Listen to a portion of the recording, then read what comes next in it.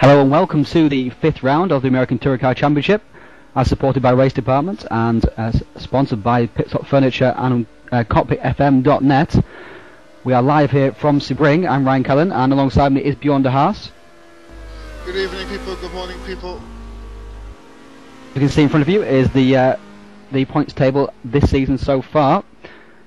This is factoring in the two drop scores that will be relevant throughout the entire season. So Keith Barrick is still on top of those two drop scores, but look at the gaps, just 13 points covering the top three.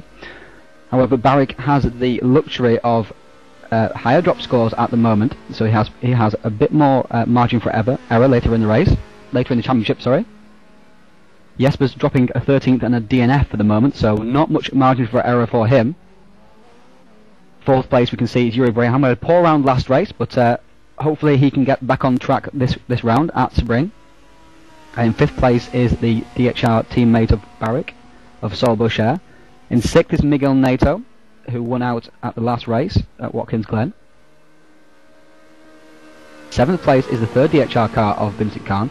They are dominating the team's championship so far, many points ahead of the Portugal racing team, who only have two drivers as well.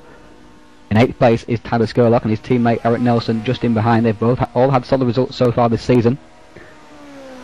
Mattis Clean there's in the top 10, and Reece Gardner has shot up these standings after his strong showing at Watkins Glen. Darius Swiderski is still there, 12th place, just 2 points separating 11th to 13th, with Daniel Wood there in 13th.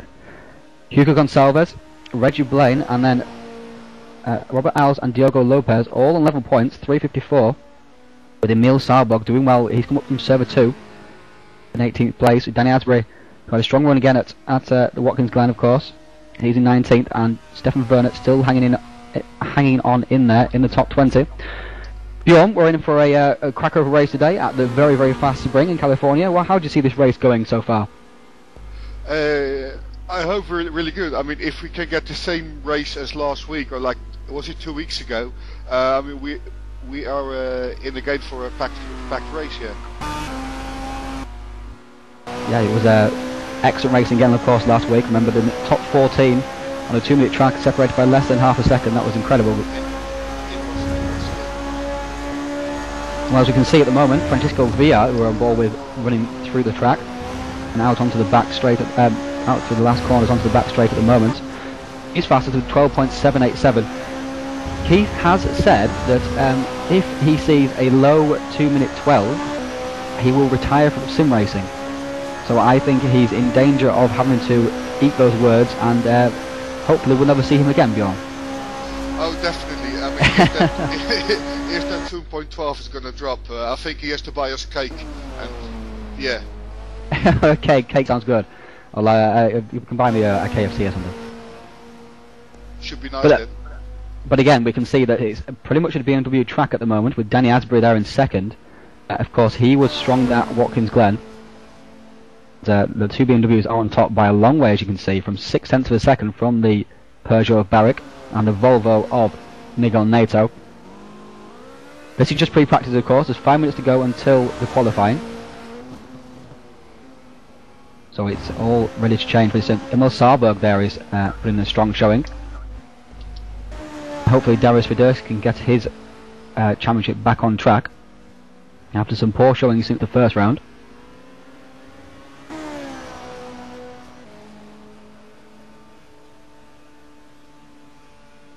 Khan, the defending champion, we can see there is in 10th.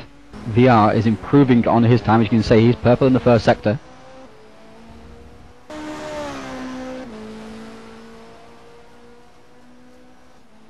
Who's your favourite for the victory here today, Bjorn? To be honest, I think it's going to be really tight, but I would say Keith Barrick is going to win at least one race. Okay. You don't think those BMWs are going to win in both races? I don't know. I mean, race 2 is going to be totally different than race 1 with your reverse grid, etc. So I think we're going to see Jesper Tolberg. We obviously have to make up ground, and Keith Barrick. I think both of them are going to win a race. I did stick my neck out, and I did say that Tolberg would win race 1 and Braham would win race 2 in the prediction game we have on the forum. You can check that out on the American Touring Car Championship section. So I've set myself up for a fall there, really. So Tarborg, please win, because otherwise I lose my credibility as a expert commentator. Oh, definitely. But I think Jasper is going to win at least one, and the other one is going to be for Keith. But you know, it's going to be really tight, really strong again. It's going to be competitive all the way. Hopefully.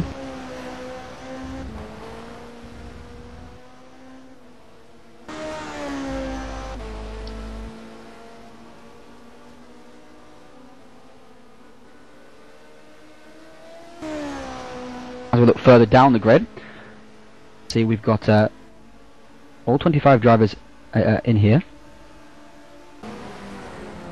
4 drivers, so we're missing 1 at the moment.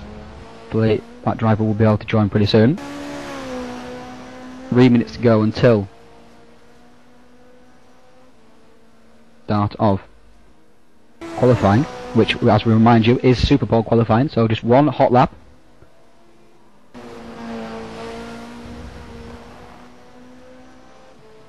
Done, so it all comes down to that holding their nerve, and it's got to the point where you really cannot just go for a safe lap, as we saw at the last race. We're just a couple of tenths down.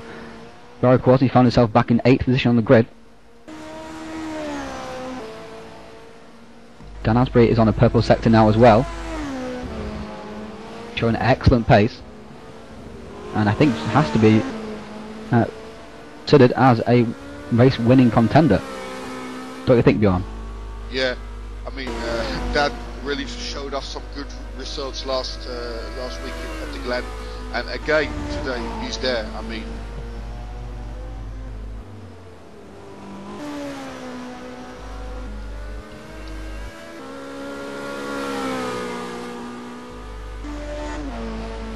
hopefully we can grab a word with Mr. Paul Wood.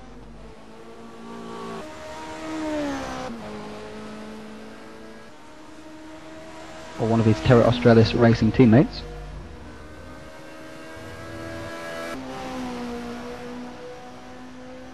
But Dan Asbury is still on the purple sector, so he's looking to go faster once again. These guys are on low fuel runs at the moment.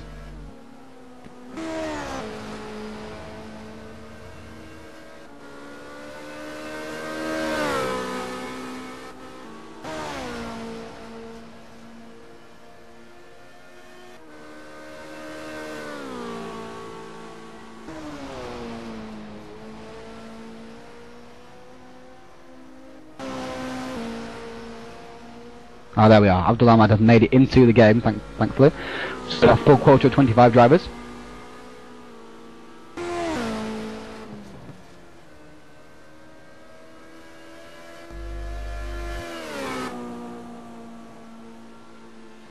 Quite sure what the track temperature is. I can't quite get the show.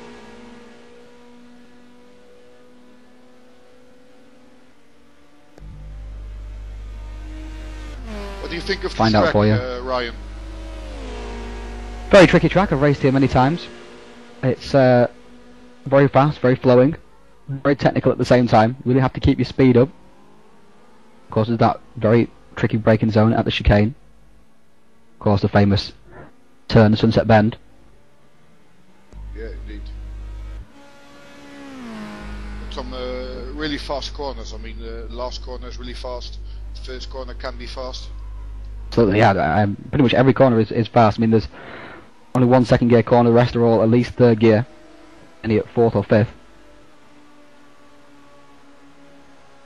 What a great name for a corner, Sunset Bend. I don't know who thought of that, but that's an excellent name for a corner. Definitely, yeah. Well, nowadays most of the modern tracks have numbers instead of names in it. Yeah, or sponsorships like Holden Corner or Coca-Cola Corner, something like that. Yeah, whoever pays the most, huh? Yeah, exactly. So we got on here though. We got Sunset Bend, Le Mans, Fangio, Big Bend. See, it's excellent. Tower Corner.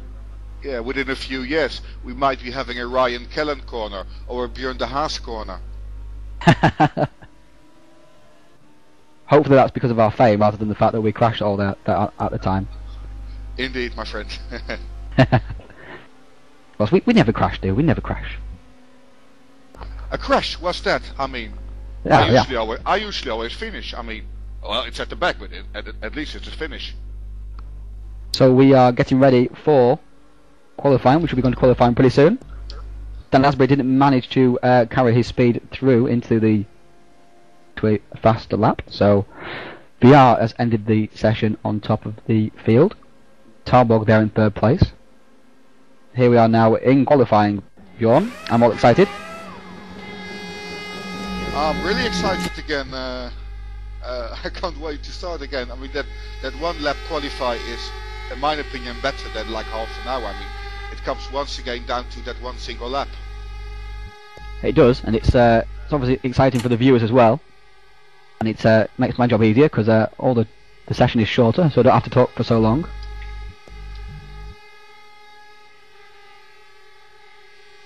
Track temperature is 27 degrees at the moment, so not too hot and not too cold.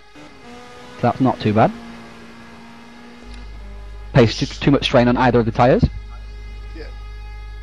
Is it going to be Reece Gardiner again? After last week amazing pole position. Yes, yeah. It is a power circuit, and the Volvo does excel on power circuits, so I wouldn't count him out at all. I think we're going to be looking at one of the BMWs getting up there. I think VR is going to make it. Not much of a prediction, I know, but I think VR will take pole position out. What do you reckon, Bjorn? If I look to the practice results and overall, yeah, I would say yes. But then again, it's one lap. Exactly, it's only one lap. It can happen, of course. Very easy to make a mistake, especially that BMW, which is quite recalcitrant at the best of times. Yeah. I'm also surprised to miss out on one driver. Michael van Scheppingen seems to be not in the race. Oh, he's not in the server. He's not in Driver the server. missing then. Shame. Where's he at? God, 20. We do have 25 drivers in the server though. Maybe he's absent for this round. That's a big possibility, yeah. Or maybe he's in server 2 for this round. No, he's not in server 2 for this round. He's just not here. Hopefully you can, Mr. Detective De Haas can find out about that. Definitely, I will be back later with news on that about Michael van Scheppingen. That'd be good.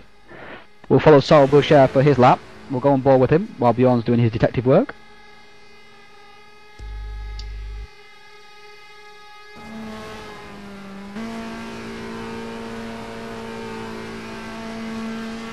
Riding alongside the left hand side B pillar.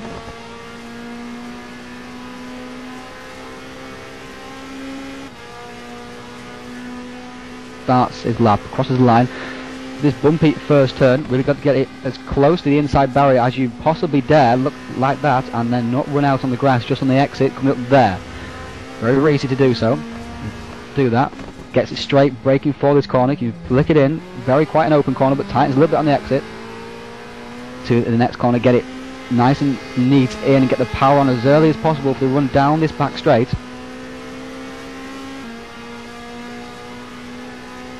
Goes around Big Ben, he's going towards Hairpin. More of a chicane nowadays. That's why it's called a hairpin as well. Is it in? To one side, flick it to the other side. Get a nice exit. Done so. Down Fangio towards Cunningham and Collier. Nicely in, just get it. Very simple corner really, that one, compared to the rest of the corners on this track. Just keep the car nice and tight in. A nice run towards Tower.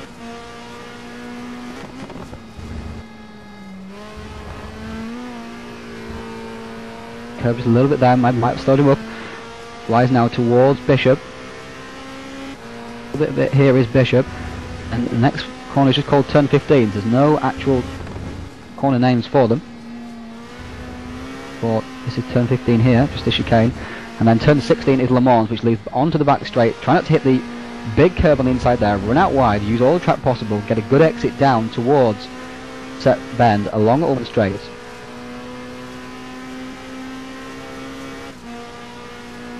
doing so.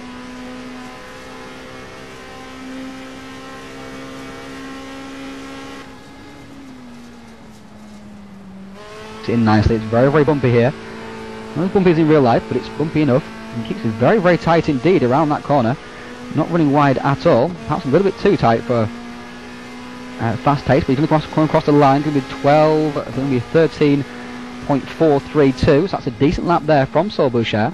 Puts him on top of the chart so far. Eric Nelson there is in second place. Find one of more of the top contenders who are on a good lap. Here is Jesper Torborg coming towards the end of his lap into Sunset Bend. Under the bridge. See what he can do. He takes a much more classical line through there than Saul Boucher did. Quite wide. He's crossed the line at 2:13.494, so just behind the DHR driver. We also see that Francisco Villar is going to start his out lap. Yeah, we're looking forward to that lap, of course. Well, Dan Asbury is about to start his hot lap. Shall we stay on board with him? Yes, we'll stay on board with Dan Asbury. Start his hot lap. He's come down home straight now.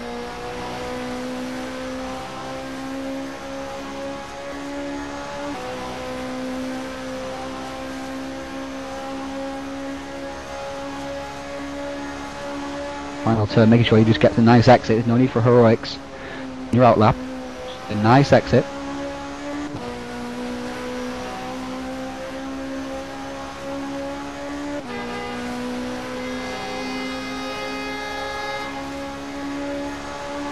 Line now in his one Accord Ultimate BMW 320.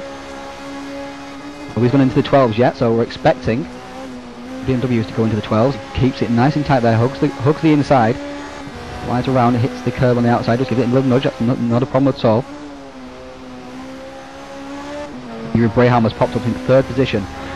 He's looking strong here once again after the disappointing run at Watkins Glen. Of course, we've still got Barry. We've got the BMWs, still got NATO to go as well, I think. Bogdan has popped up into third position, bumping Yuri down to fourth by 5,000ths of a second, Bjorn. Small gap, really small. Yep. Dansbury is almost half a second up on Saul Boucher in that first sector alone. The power and the low drag of the BMW really counting for a lot here. Be very, very strong at Rattlesnake Point as well, of course, which is another very fast track. And Darius Widerski has shown the pace of that BMW with a 12.922. He's gone into provisional pole position. Any slip-ups from Dan or Francisco Villar, and Darius will be right in there.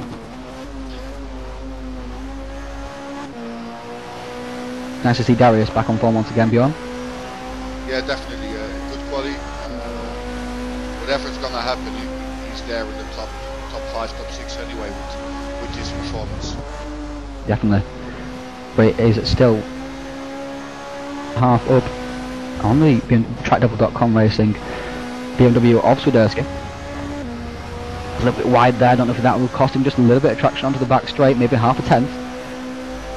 Can be an expensive one, but didn't look like he hit the apex very much either, so it could be a bit tight.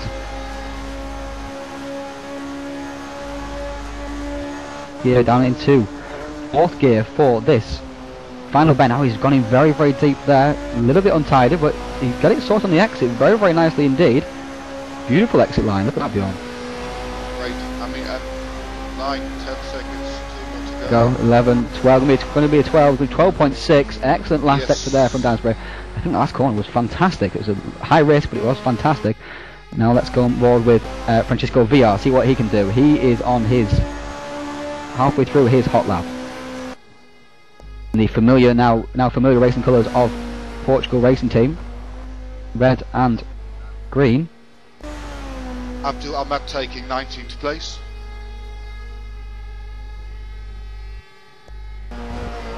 Start.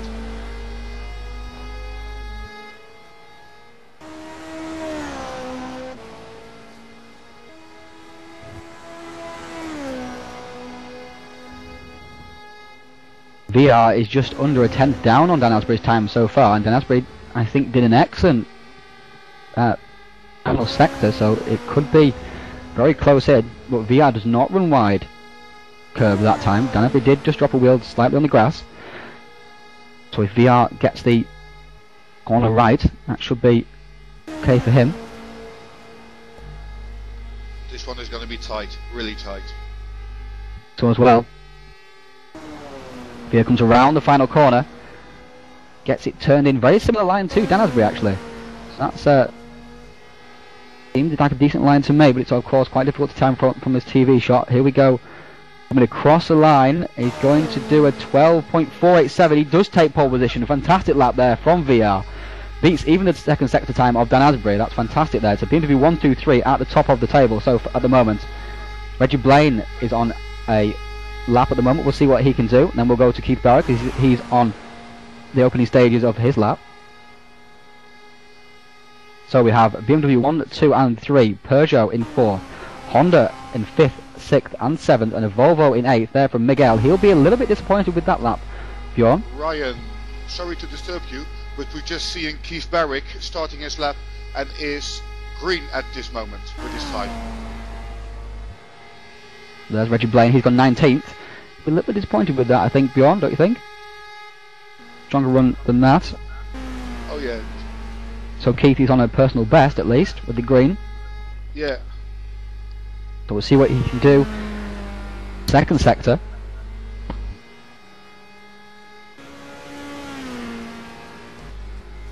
Now heading towards Bishop, Mons.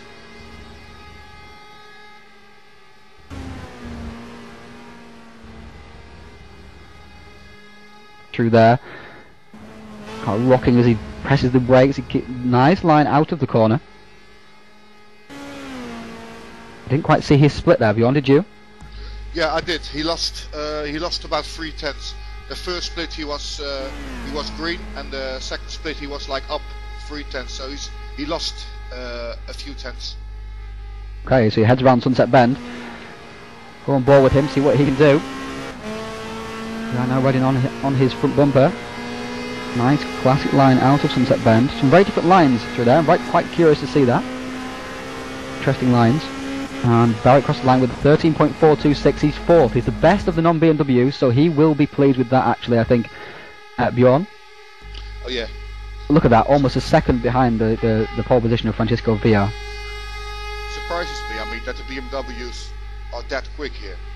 Yeah, it's an excellent track for them. They got that, of course, the hairpin where they put their power down very, very easily onto the straight, and of course their low drag as well with the 3 very long straights, so of course it's helping a lot here. I did race against the BMWs at, where was it at? It was at Road 1 International, which of course, as you know, is a very, very fast track indeed, and they were just far and away the fastest cars on the track. We just could not keep up with them. Yeah, last Friday. Yeah, it doesn't matter how quick you are. I mean, at the end of the day, it's the car that has got the edge, you know, especially here, the BMW. Yeah, the BMWs have a big edge and a straight line. So, we have VR on pole position. So, an excellent lap there from him, with Dan Asbury in 2nd place, Darius Widerski in 3rd, Keith Barrick, the best of the non-BMWs, in 4th, then his DHR teammate there in 5th, Saul Boucher. In 6th place is the Honda of Tarbog, followed by the Honda of Bogdan. 8th place again is the Honda of Yuri Braham. Decent showing there from him. Miguel Nato there is in 9th. He'll not be too happy with that. 10th place is Eric Nelson with 11th Emil Sarbog. 12th is Reese Gardner. So he's not managed to recreate his excellent run of last week at pole position. 13th place is defending champion Vincent Kahn, who has obviously been struggling a little bit here for this session. 14th place is Skurlock. 15th Matthias Klein for Bonacord Ultimate. 16th Robert Isles for Terra Australis Racing. 17th Hugo Gonçalves for Team ART Auto Racing Team, and Diogo Lopez's teammate there in 18th. Paul Wood 19th, Reggie Blaine 20th, Danny Wood 21st, Ahmed in 22nd, Werner 23rd, Ignacio for Team Nato in 24th, and in 25th position is Pedro Amaral, as you can see here, for Auto Racing Team. That guy Bjorn de Haas, who didn't set a time. Why not, Bjorn? Why didn't you set a time? I'm way too slow, man. I'm way too slow. So we've got a minute left here in qualifying, but everyone has finished their laps. Congratulations to VR. Think of the pace there, Bjorn. Amazing pace. I mean, Villa's got everything to win today. But I still stick with Keith Barrick and Jesper Tolberg. Yeah, I stick with them as well because that's what I said. So I've got to stick with them now. Oh well. It makes me a lousy commentator if I switch. I mean, I have to stick with 2 drivers. Of course, VR is just 7 points behind in the corrected championship. Without the drop scored, he's 22 points behind, so he's not that far behind either there. So he has plenty to win in this session. If he can win the first race, of course, he'll be back in 8th position on the standing start. But of course, with the BMW and the standing start, he's going to be up into 5th position at least, probably by the first corner in race 2. So I think he's going to be looking for a double win, don't you think, Bjorn? Anything is possible, honestly. I mean, I can't say who's going to win. I think we just have to wait and see. He's got to be hoping for one, surely, with the pace he's got. Yeah. I mean, there's Tolberg was the only person who made who did a double this season. That was at KW Super Speedway. Well, it's hard to do a double. I mean, because in that second race you always have that reverse grid, so you always have to make up ground. Of course, with the BMW, of course, it's a lot easier getting those cheap places off the start grid. And there you can see the top 10 set out on the rows. We've got the 3 of BMWs.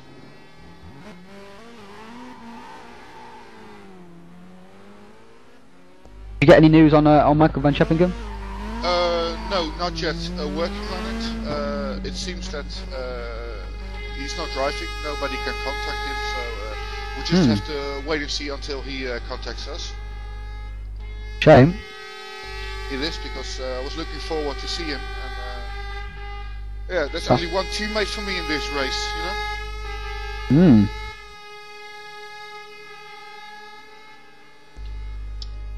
That's why Abdul Ahmed, despite being 27th position in the championship, is in Server 1. Kane Lasky, of course, is absent as well. He's been absent since the first 2 rounds. He will race again this season, which is a shame because he was a fast driver. Yeah. Strong position in the championship at the time. What do you think of Abdul Ahmed? I think he's a great driver. He really deserves to be in Server 1. He does deserve to be in Server 1, yeah, excellent. He's very consistent. Been a bit unlucky in a couple of races so far.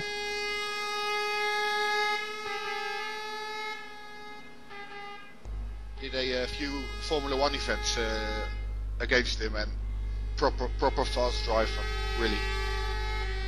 Yeah.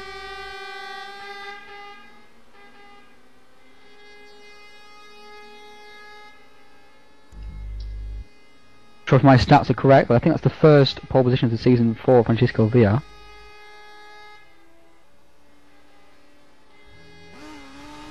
Stats tell me there's been 6 pole positions so far, but we're only on round 5, so that can't be right.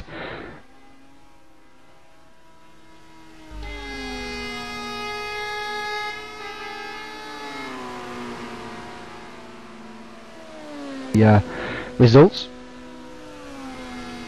So at Road America we saw Barrick and VR taking the 2 wins. Barrick taking pole position there.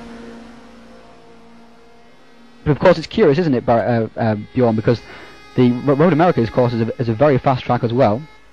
And yet it didn't seem the BMWs had much of an advantage there. Yet here, which is a fast track also, they do have a big advantage. So it's curious to see that the track to track, even though you would see them as quite similar, that would be the case. Yeah. I think you're right there. I think both tracks are really similar. But I don't know. I mean, I'm surprised. I'm just as surprised as you are with the BMWs being that quick. Well, I expected them to be quick. I didn't expect them to be so quick, if you know what I mean. So, I mean, at Nürburgring we had the Honda of Tolberg on pole position. Boucher, VR taking the wins. Yeah. But I think it's the car to go for this year, the BMW. Seems that way. Yeah, Rattlesnake Point is going to be BMW. After that we're going to have Laguna Seca. Obviously that's a totally different track. Absolutely, I think that would be a Honda track or a Peugeot track, I think. Yeah, the touring car races I usually do there are with the Hondas, yeah. W Super Speedway, we have Braham on pole position, with Torborg taking both wins. And then last week we had Watkins Glen.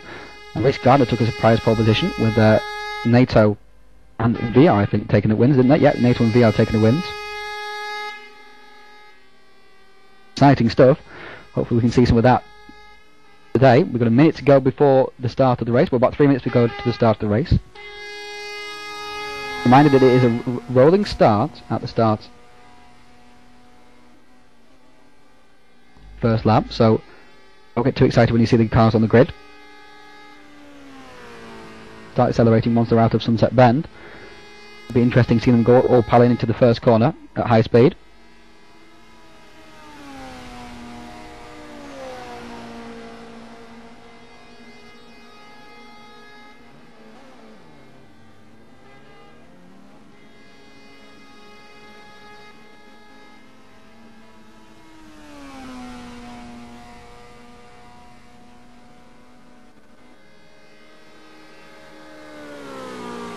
Highest position this season so far for Emil Sorborg for Water Blue Racing in his Peugeot 407.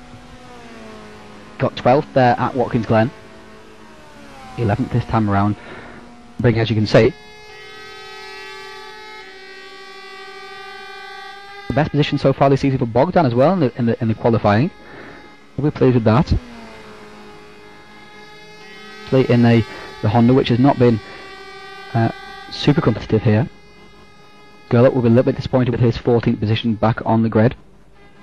Strong this season so far. He's in 8th position in the championship.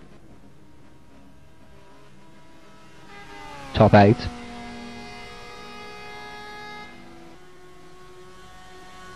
See Clean Isles. And we are now into the race session.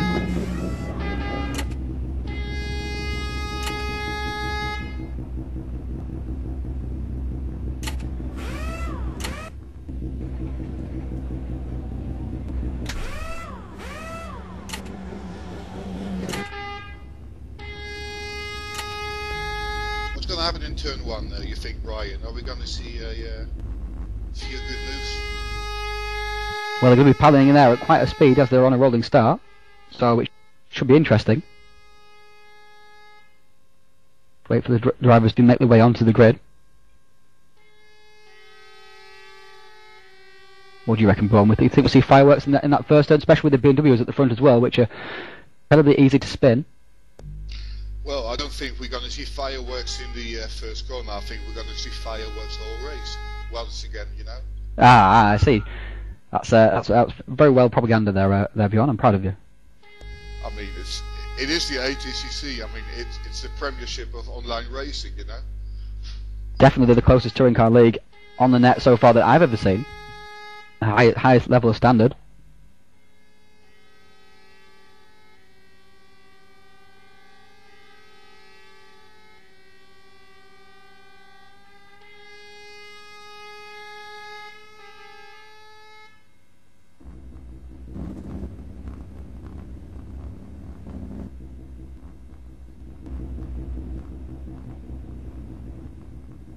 Cars are forming up on the grid now, as you can see.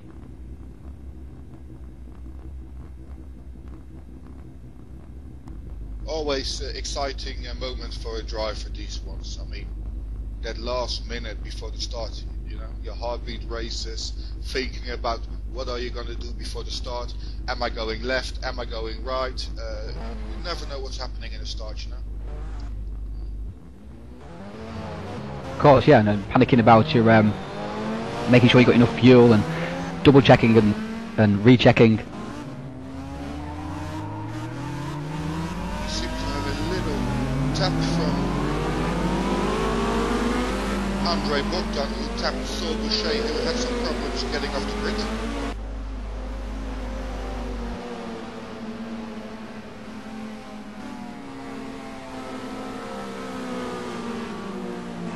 Yeah, I noticed that. I think they formed up inside each other.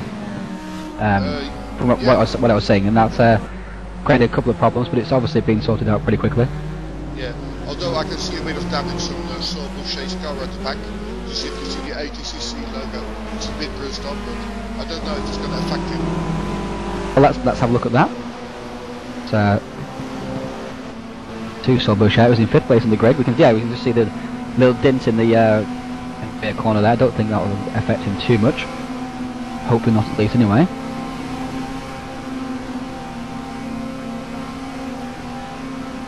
Streams down.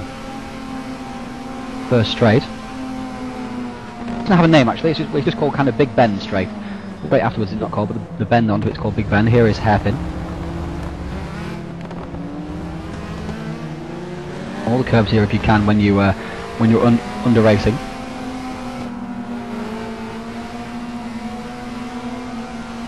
Because of the tight lines, whereas it goes right and left and right again. You can see some very good side-by-side action at this track. Collier and Tower that we're coming up to now, Bjorn. Yeah. Enough room to overtake, enough room to drive 2 lines. I mean, this track has it. It is a classic track.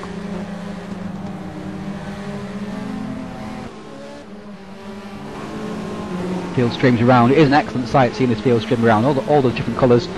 Orange of the DHR, the red and the green of the Portugal racing team. Red Bull of Swiderski. Purple of the Synaptic cars. I do like watching these cars flow by. Yeah. Tensionless racing. Yeah, the driver's heartbeats will be rising pretty soon. Ready for a start, wondering about what side to go. Start line to be planning, of course. And of course, it usually gets thrown out the window, those best laid plans. Kind of have to act on instinct at some point. Which is your favourite skin, Bjorn? My favourite, I like the DHR cars. I really like that especially Vincent one with the yellow windows. I think it's really unique. It's nice. But at the end of the day, I think I like them all. Everything's got something special. The Portugal green and red. My teammates Yuri's car is there, of course. I mean, every single car's got something, you know.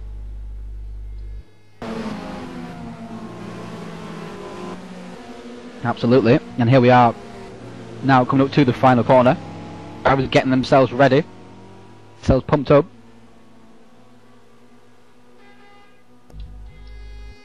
Watching the cars around them, watching who makes a good start, watching who makes a bad start, concentrating on their own starts as well. VR with his lights on, I see. Heads towards the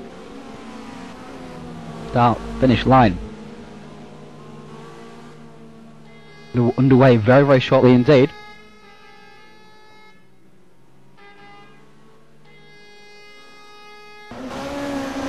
See, and we are away on the first lap of the round 5, race 1 from Sebring, ATCC. They're streaming now down towards the first corner, 4 wide at the back there, as you can see. They're flying now into the first corner. Around they go, and VR has held the lead pretty well there from Dan Asbury. Just in behind is Swiderski and Barrick. Boucher in 5th. Graham has come up from 8th in the grid to 6th. Dropping back has gone Bogdan. He's gone from 7th to 9th. Back of the grid is Robert Isles after that. VR leads the way down towards hairpin for the first time. Phil streaming in behind him, as you can see. Flow out now as well. Cars streaming their way through and bumping over the curves there, as you can see, with the Volvo there of Rhys Gardner. He's in a battle here with Vincent Khan. This is the battle for 13th place. There he is, and in the middle of them is Diogo Lopez. That's very tight indeed. And Rhys Gardner's lost out. He's back into 15th now as a result of that. Back up further through the field. There is Jesper Tarbog. He's in 6th. Where he qualified, and that's where he still is. Villa was moving away. A really 1 one lap already, and I mean he's got like a second already. Oh, and Keith had gone past Darius Swiderski. Barrick has gone through on the inside into Mons. Swiderski made a small mistake where Swiderski's just in behind him now, of course. Can Swiderski drag him back down the straight? So we look back from Keith Barrick's car. Darius Swiderski coming up inside. He's going to have a go at Barrick into Sunset Bend. What a beautiful name, I love that, I love saying that. Sunset Bend. And through they go, almost touching, look at that.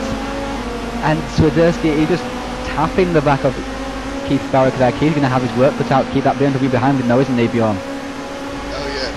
Well, about Sunset Bend, is something we don't have in England or in Holland. I mean, even the name Sunset. We have beautiful sunsets in England. Yeah, but there is no sun like it. There is no sun, that's true. It's always raining. And Swiderski has retaken the position there on Barrick, as you can see.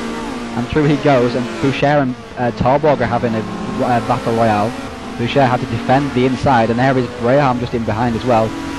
Barrick now is faced with the task of trying to get back in front of Swiderski, but look at the pace of the BMW on the straights. I think Barrick is hoping for a fourth position in this race one, maybe capitalising on a mistake from Swiderski, or one of the BMWs make a mistake in the pits. If he comes fourth, I think he'll be happy with that. Swiderski using all the track as he should. Here is this battle royale. Jesper Tarborg's got past Boucher, and in the battle there as well is Yuri Braham. Looking back now from Jesper Tarborg at the battle behind, and Boucher is on the inside of Yuri defending, and Yuri's going out on the outside. Oh, they touched onto the curb, Bjorn. Look at that. Yeah, well, I'm watching it. Close fight. I think. And Nate up the inside. Nate 3 wide. Look at that. He's tapped the back of Boucher. Boucher sliding off. He's held it. Where is it? What's happened to him? Where's he dropped back to? Nobody. Everyone's managed to avoid him. What position is he in? 14 now. 14th position. Yeah. Just ahead of his teammate Vincent Kahn. Just behind his teammate, sorry, Vincent Kahn now. Behind. Two positions behind him. Behind, yeah, sorry. That's so unfortunate. But Miguel Nato involved in contact once again, trying to make it 3 wide into that corner. There was no chance of it making 3 wide, really. And Boucher is definitely off his rhythm now, as Reggie Blaine is coming up the inside of him. During that fight, Matthew's clean. Keith took his third position back during that fight we just saw. 2 fights were going on, and Keith has regained the 3rd position. Look at this fight here with Bogdan and Nato. These two never back down. The VR sets the fastest lap, surprisingly. Keith is back up into 3rd position. Ahead there of Swiderski. In 5th is Tarborg. 6th is Yuri Braham. He started in 8th, so he'll be pleased with the 2 positions he's made up. Oh, and Bogdan gets it out of shape there into the first turn. And through on the inside is coming Eric Nelson. The battle of 8th position, of course, that all-important 8th position. And Nelson runs Bogdan onto the outside there, and through they go, and in behind is ML Sarborg, and Bogdan has gone very, very wide indeed, and he's come back onto the track. Has he touched the back of ML Sarborg? No, he hasn't, but he's lost positions to Sarborg and Skurlock. Skurlock challenging the outside now of Sarborg. Sarborg on the inside, down to the hairpin. As we look forward from Bogdan, looking at Skurlock and Sarborg and Nelson, challenging for that 8th position. It's a fierce battle, 4-way battle here. Vincent Kahn not far behind either. He'll be looking to move up, of course. Otherwise he's going to kiss goodbye to his championship hopes. But excellent action here in the first lap, Bjorn. Great action, overtakings, little taps, some bigger taps, it's all there. Here is Barrett, the championship leader, showing championship pace ahead of one of the BMWs, and Tarborg is doing his best to try and follow that lead as well. Contenders for the championship really are Barrick, Tarborg and VR. Braham currently an outsider in the championship. Of course, Tarborg cannot afford to get bad results. He has no margin for error. There is a very unfortunate disconnection in the last race, and he's 13th position after his error in the pits. Nürburgring. Here he is challenging the back of Swiderski's BMW. further back we can see challenge going on between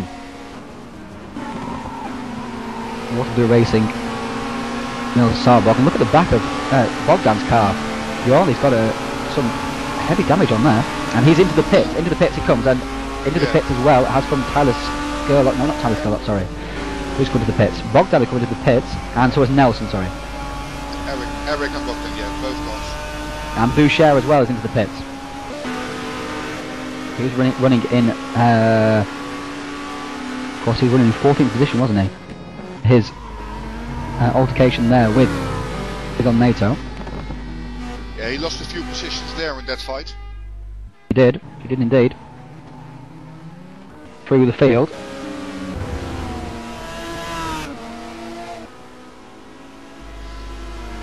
Dan Asbury there we are. Go ahead. Dan Asbury is gaining on Francisco Villar. Villar just moved away in the first few laps a little bit, but Dan Asbury is slowly getting him back. He is keeping an eye on us, and just as you were saying that, Bjorn, Torborg went past on Swiderski, so Torborg and Barrick are showing the pace they need to show, being very aggressive, making sure they make no mistakes and trying to take advantage of any BMWs that falter. They need to do so if they want to keep up with VR in this race, in this championship. They don't want to lose too many points to him.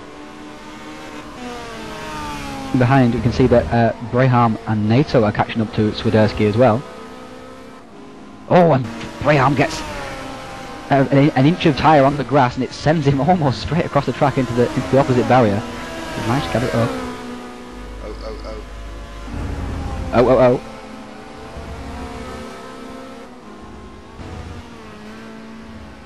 To settle down at the front now, we can see there it is Dan Asbury. He is pursuing the back of Francisco Villar. He has shown himself so difficult to beat. He gets out front, he just seems to be metronomic, just keeping that position. For a race so far that he's led, he's managed to keep the win.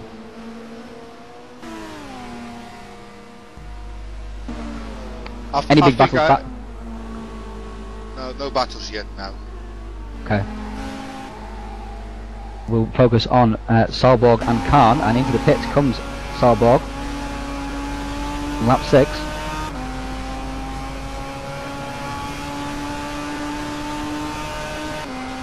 Lap race, of course. It's quite a long race.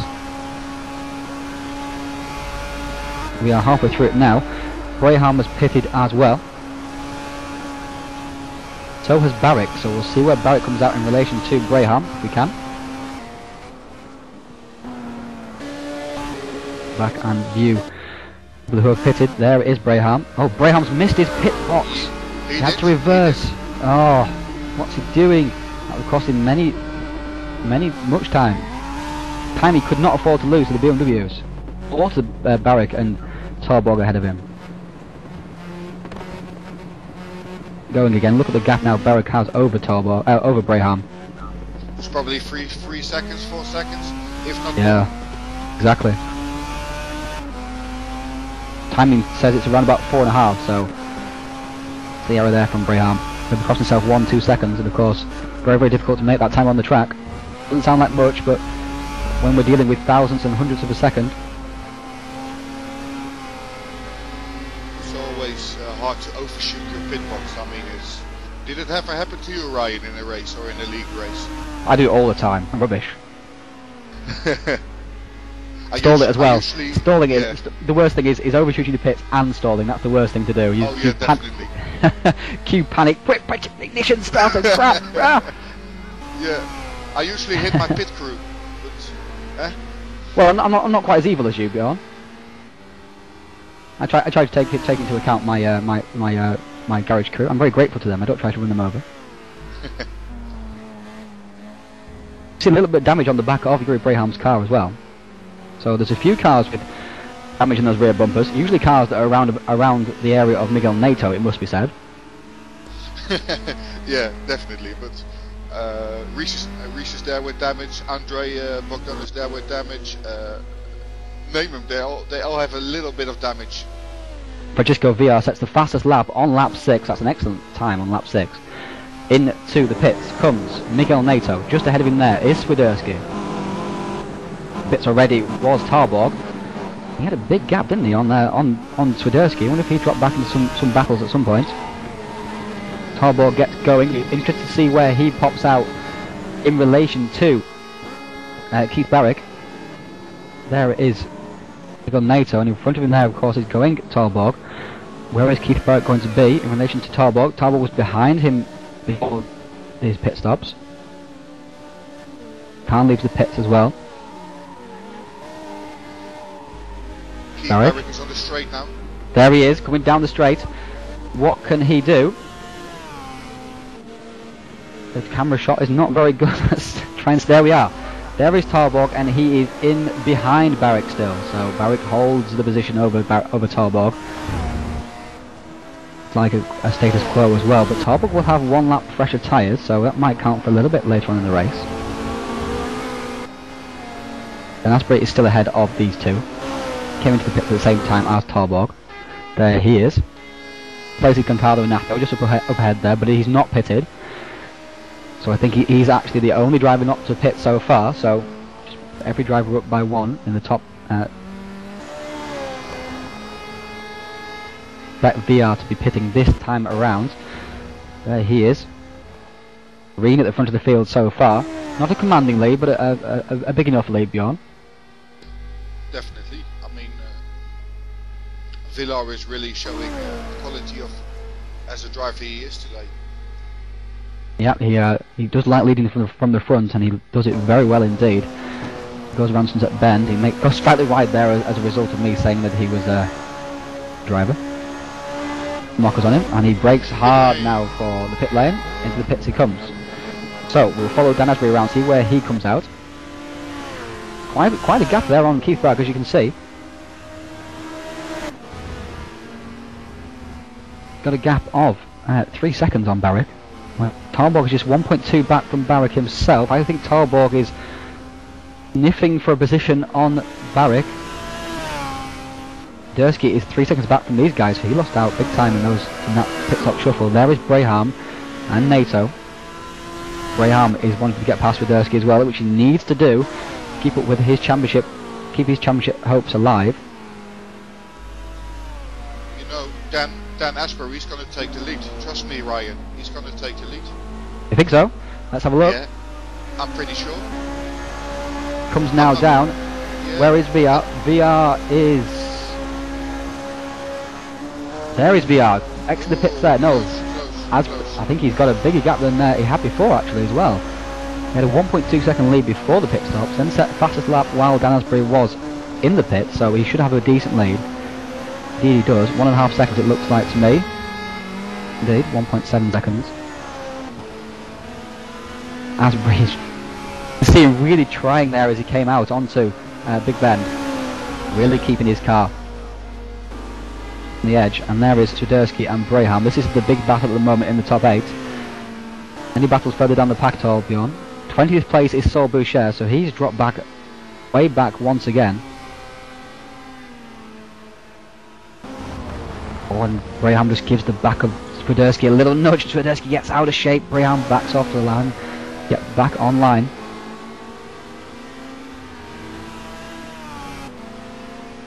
Crucial for the championship. Braham can earn some more points here. Lose so many too. Barrick and Tarborg as well, of course, and VR, of course. 1.5 second lead over Asprey. Barrick is 4.5 seconds back from the leader. Tarborg is 0.9 back from Barrick. I think that will come to a big battle in the final few laps. Tarborg is often gets stronger towards the end of the race. Relentless. Have you been impressed with Tarborg this season, Bjorn? Yeah, he had some, of course. I mean, he's a good driver, really good driver. But he had some bad luck. I mean, remember the disconnection he had last race, you know. So. Yep. But generally, I'm really impressed with this one. Really fast driver. Very clean as well, not involved in much contact, and very fair racer.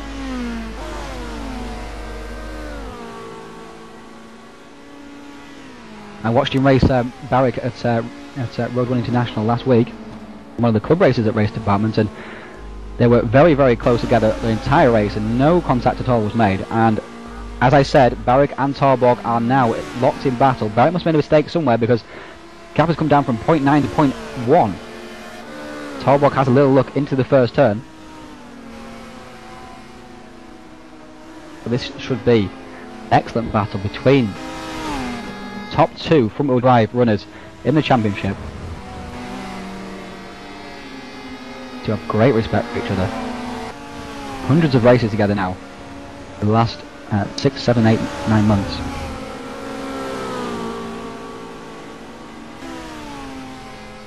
Down around Big Bend, down towards the hairpin. Tarbog's looking for the inside. He's just making Keith nervous, I think. I don't think he was serious about going through there. Looks back. Can you make Keith nervous? Is it possible to make a driver that's Keith nervous? I think you can. I think you can apply pressure to him. Of course, he's very cool under pressure. Won the Season 1 championship without doing so. He wouldn't be leading, of course, this championship without doing so.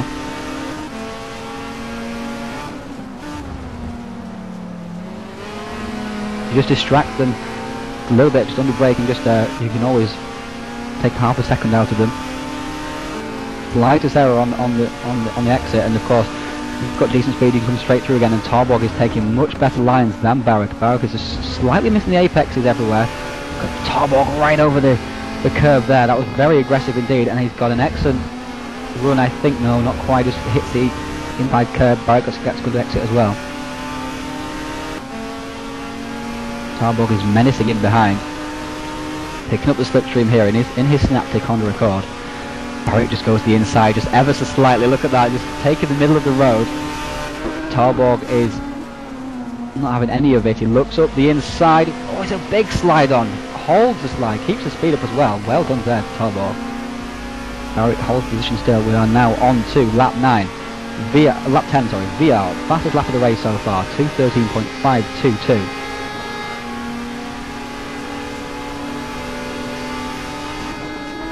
Brayhammer's got past Widerski while we've been watching this fight, and looked like he was going to. All important 8th position is Eric Nelson. In 9th is Vincent Kahn. He needs to get up into that 8th position to keep his diminishing championship hopes alive. Now over halfway through the season, Tarbog is right under the boot lid there of Barrick. He looked back from Barrick's roof. Barrick's taking the inside. Tarbog's gone to the outside. There's no option really. Oh, under braking, he just taps the back of Barrick back. Barrick just holds it as he goes wide, and of course Tarbog decided not to take advantage. He flashes his lights at Barrick, apologising for that little tap. Fair action. I mean, he gave him a little tap, but stick behind him, and I mean, great sportsmanship. Absolutely, that's the way it should be.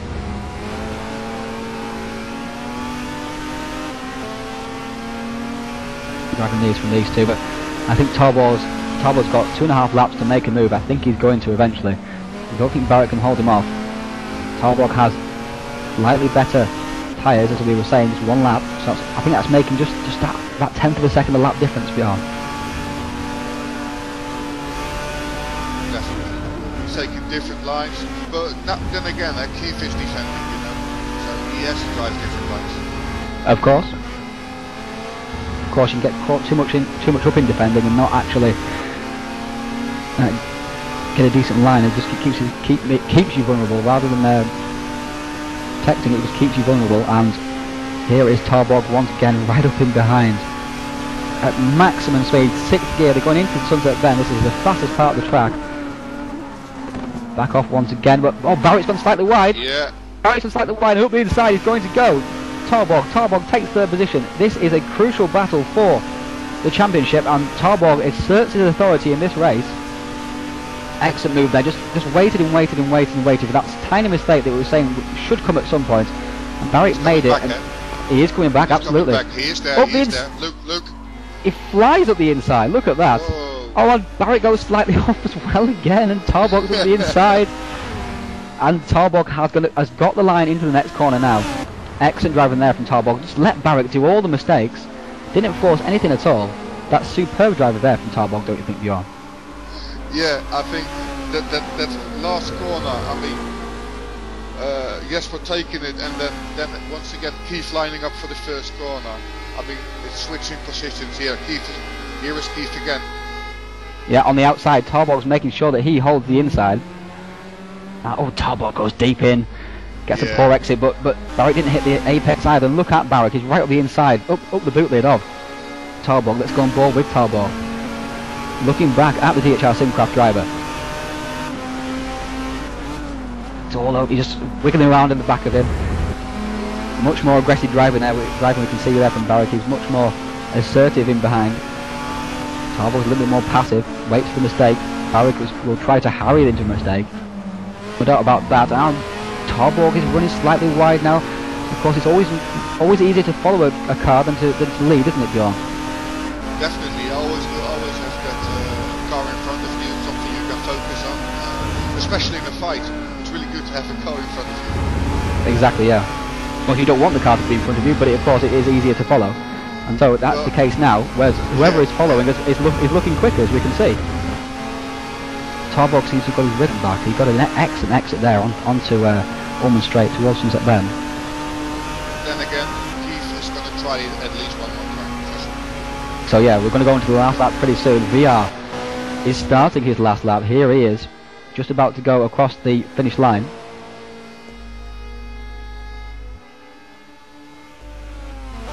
Keith passed him again in the last corner, but Jesper Tolberg once again gets his position back. So Keith and Jesper switching positions almost every corner. Here we are, Tarbog's now holding the inside. He's determined not to let Barrick have the place on this final lap. He has started his final lap. He has a 3.8 second lead over Dan Asbury, as you can see. Eric Nelson still holds 8 from Vincent Kahn. Just 3 tenths back though, those guys. We'll check on that battle if we can, but of course this is the big battle at the moment for third position. Fantastic racing it is between Tarbog and Barrick.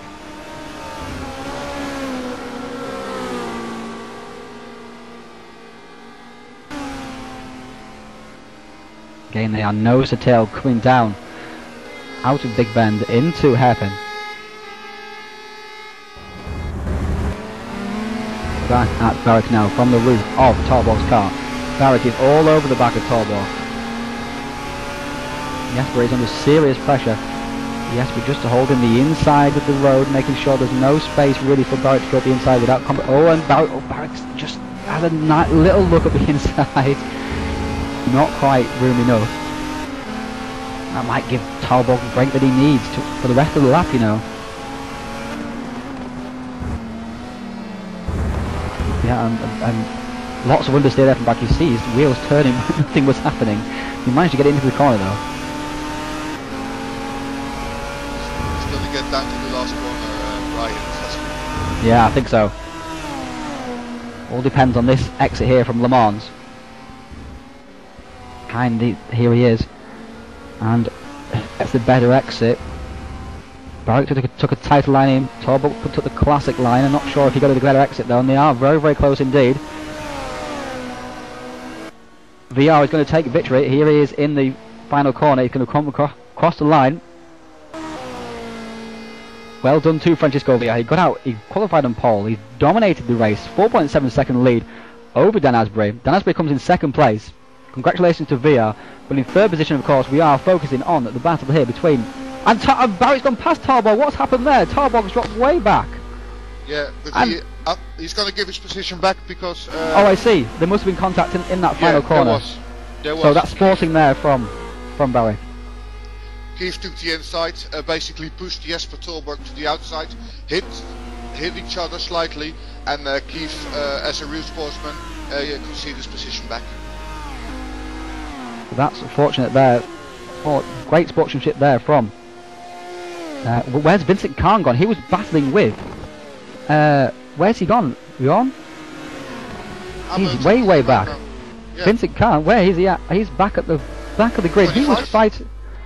Yeah. Is he a DNF or is he keeping going? Where's he at? I think at the back. I think he's DNF'd. Something happened there. Let me check. Yeah, he is DNF'd. He was fighting with the Peugeot of Eric Nelson for that 8th position. I was just going to check back on the battle. That Eric came across the line in 8th, and then Vincent Kahn disappeared. So I think something had happened in that that final lap, in those final 2 sectors perhaps. But anyway, drama there at the end of the race. Barrick hands the podium position back to Talborg, but VR takes the win. Dominant win there from Dan Asprey, 2nd place.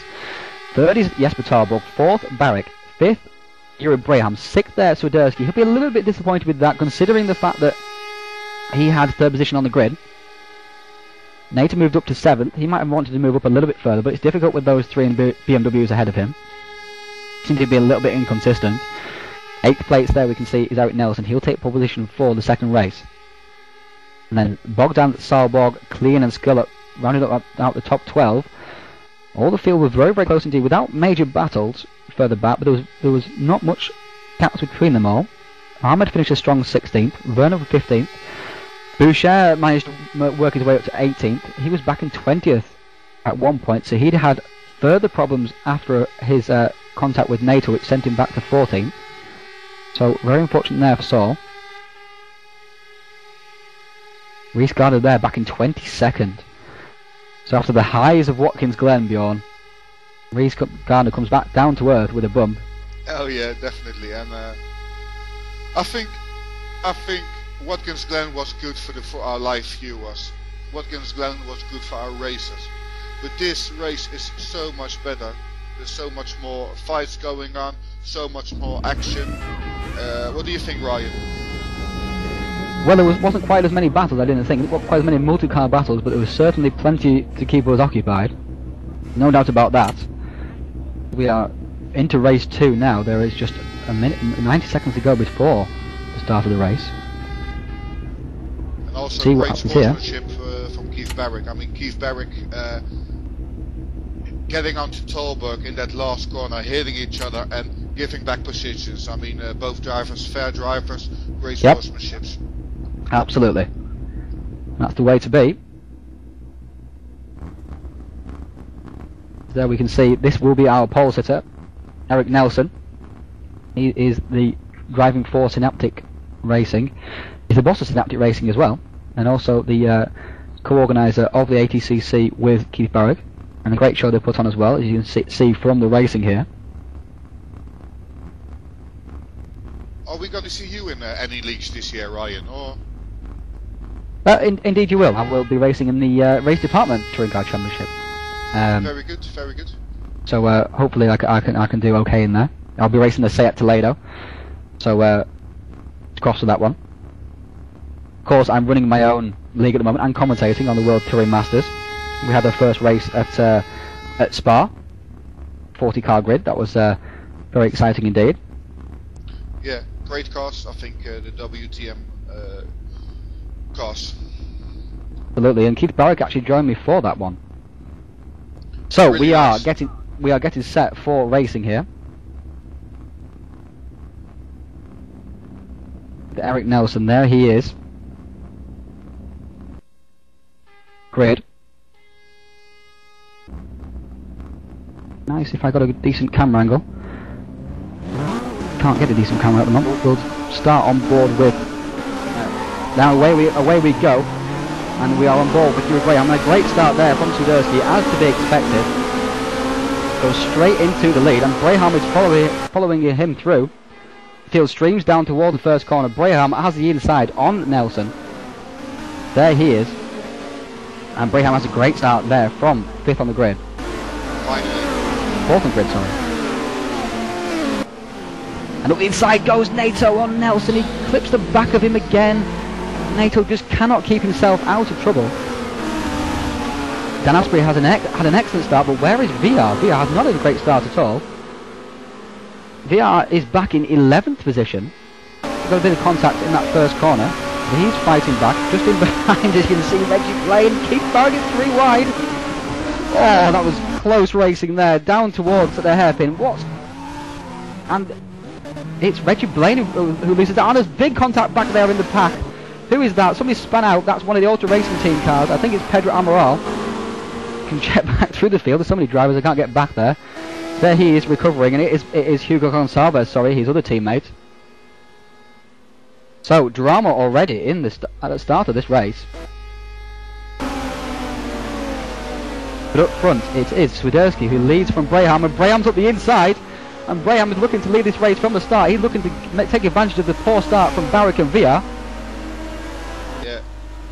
I'm really happy for you. And they were side by side. Look at the big contact. Oh, they both managed to hold on to it. That was incredible, Bjorn. I thought it was going to be a huge impact.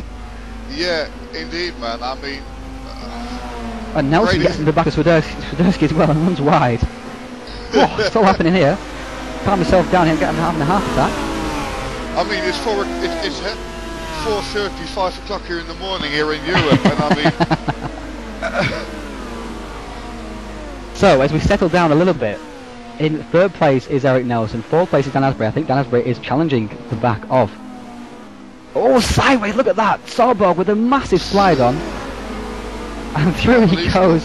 And Sarborg takes third position. Look at that, fantastic racing. Side by side, down the straight they come.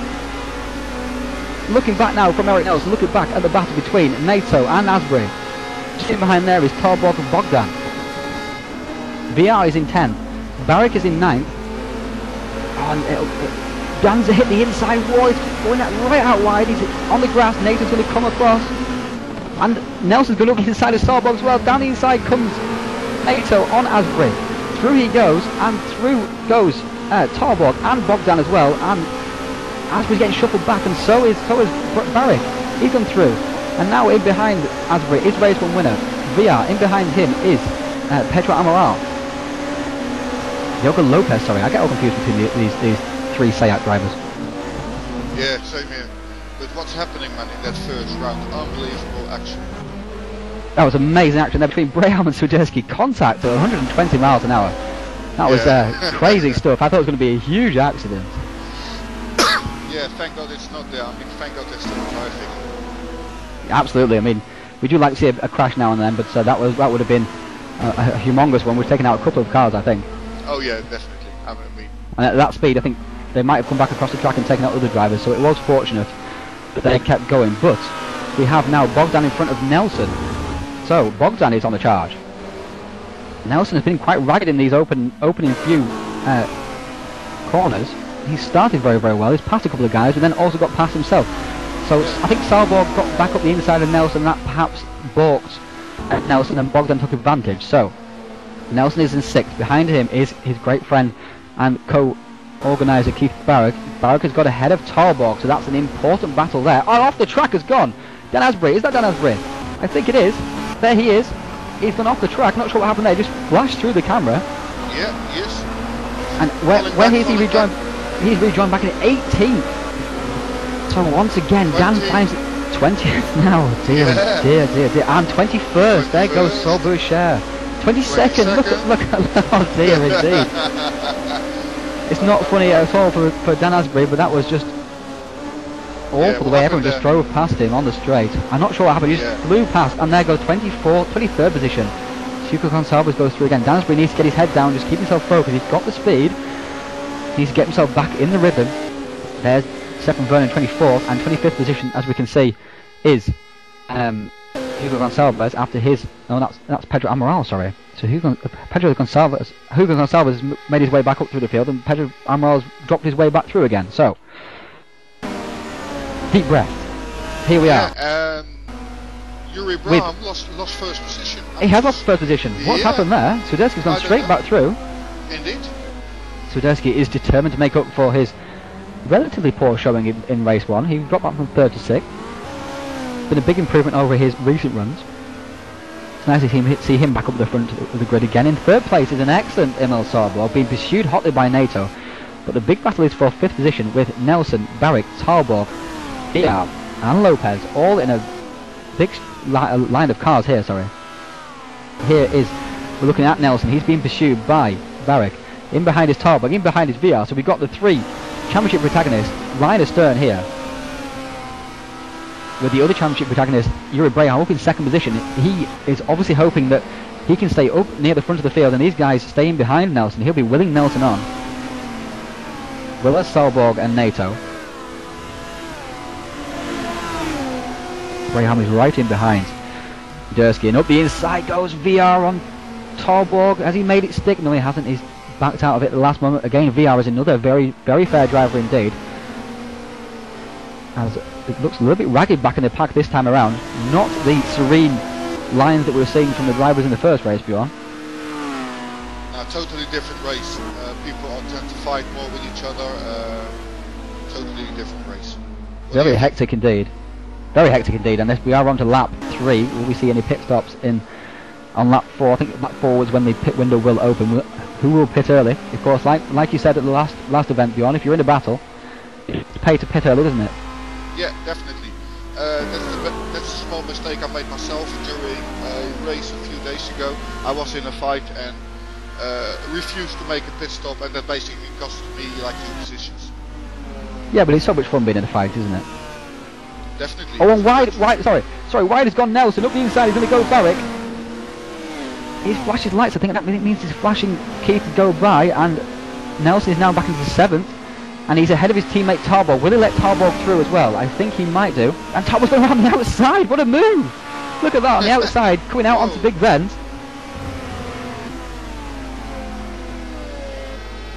There is Tarborg in behind, and Nelson is now defending for VR, and VR's gone straight past him. Up the inside. Oh, VR's got it out of shape. He lost it. He's got it out of shape. I'm not sure if there was any contact there. Did he have a contact with Nelson? Going around the outside of him. Just rare contact, but I think he just braked too late, turned in, and just lost it. Oh, Danny Wood touched the side of VR then, and that popped him out into the grass. Now VR is just ahead of Abdul Ahmed. That's in 13th position now from VR. He cannot afford to be back this far. That's an expensive mistake there, and sideways goes Abdul Ahmed, and up the inside he's going to take advantage as Matthias Klein. He's going to come under siege now from several drivers, but he managed to hold that slide well. Graham is now 1 second back from Swiderski. Swiderski has got his head down in this race. He's determined to make up for his poor showing in the last few rounds, as I was saying. And Barrick is now in 6th position. In behind is Jesper Tarborg in 7th. 8th is Eric Nelson. He's found himself shuffled back after that bit of action. 5th there is Bogdan. He's pursuing the back of NATO. He's pursuing the back of Sauber. So, who will pit this time round? Will we see anybody pit from, do you think? I don't know who's going to pit first, or who's going to pit.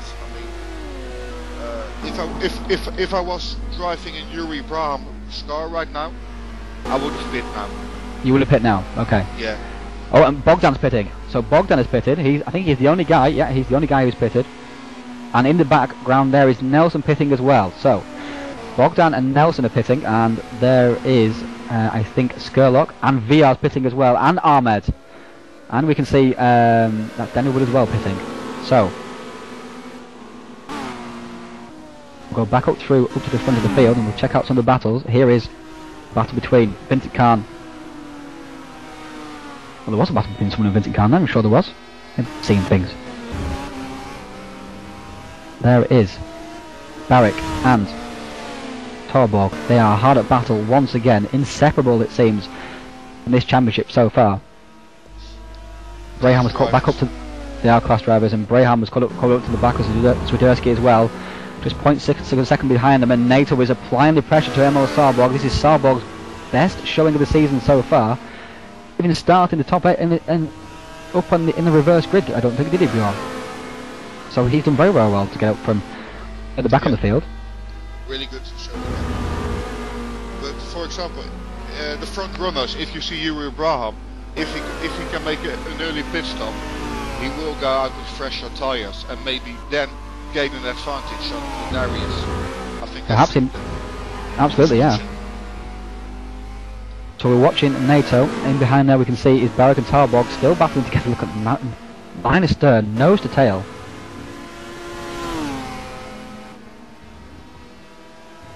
See where VR comes out after all the pit stops have shuffled round. We'll see that in a couple of laps time. So this time around we'll see a few more pit stops it seems.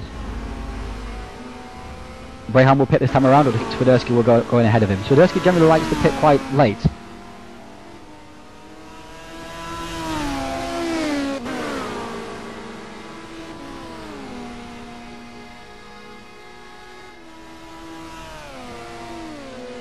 Try and see who pits here. Who's going to go into the pits? Braham pitting, Swiderski is pitting, and Braham's pitting as well. So, who else is pitting? There is Sauberg and NATO. Through goes Torborg, he's not pitting, but Barrick is. Clean is pitting. Yogo Lopez is pitting. Khan pit as well. Sure, no, Vincent Khan's not pitting. Reggie Blaine is pitting, and so is Paul Wood. So Torborg assumes the lead.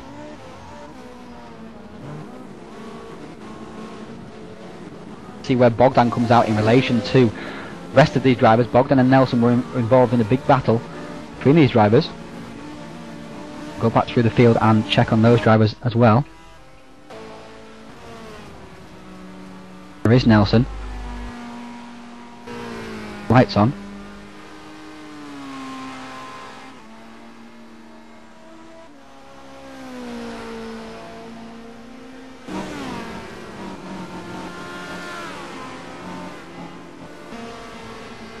Barrick, he has rejoined and he's still in behind Emil Sarborg, of course, and he's still... Is that ahead of him? That's NATO has got ahead of Sarborg. So in the pit stops, NATO has jumped Sarborg, and it's, I think Barrick is closer to the drivers there as Nelson just runs a little bit wide. And is that Bogdan just ahead of these guys? It is. Bogdan has now moved up to 3rd position overall. Look at that. So Sarborg has dropped back from 3rd back down to 5th position, and all the field is very close together again now. Look at that, because Barrick is right behind these front two, these two drivers, NATO and Sarborg. NATO gained 1 and lost 1. Sarborg lost 2, and Bogdan got 2. Bogdan could be on for his first podium of the season. This is by far his strongest showing this season so far, as Braham is about 1.5 seconds behind Swiderski, so he's not had a great pit stop once again, Braham, because he was right in behind before that pit stop. Yeah, when they went in together, because I was following the pit stops. They went in together, and Swiderski just was a little bit faster. I would have said just by seconds, or maybe 1.5 seconds. Yeah, perhaps Braham took it a little bit conservatively under brakes this time, instead of not missing his pit stop. Yeah, time around. Barrick had to go there out. Sorry, go ahead. Then again, I mean, this race is going to continue through the finish, and I mean, I think Yuri Brahm still is going to get his chance to attack Darius here and there. It'll be interesting to see whether this battle that Barrick is involved with Sarborg has slowed him up anything so that Torborg can take advantage. What kind of lap time is Torborg doing during this? See? Quite tell me it. But there is Barrick, he's going up the inside now of Sarborg. That's side by side as Sarborg is squeezed right against the wall. The 2 Peugeot drivers go on board now. We're looking back at Barrick. He's got his lights on. His means business.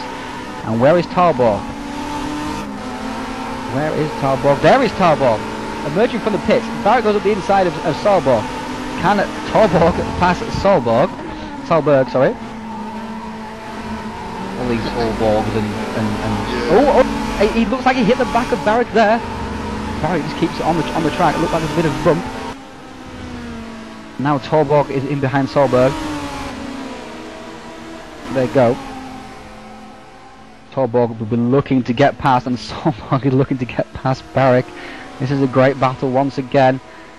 And up the inside goes Solberg. Aggressive move, excellent move actually. I think that's a very assertive, aggressive move. And Torborg is trying to take advantage. He's now up the inside of Barrick, but he tucks in behind. There is the Honda driver just ahead, just behind the Peugeot DHR driver, right alongside the left-hand side B pillar of Jesper Torborg, looking at the back of Barrick once again. He must be sick of the sight of him at Sebring so far this event.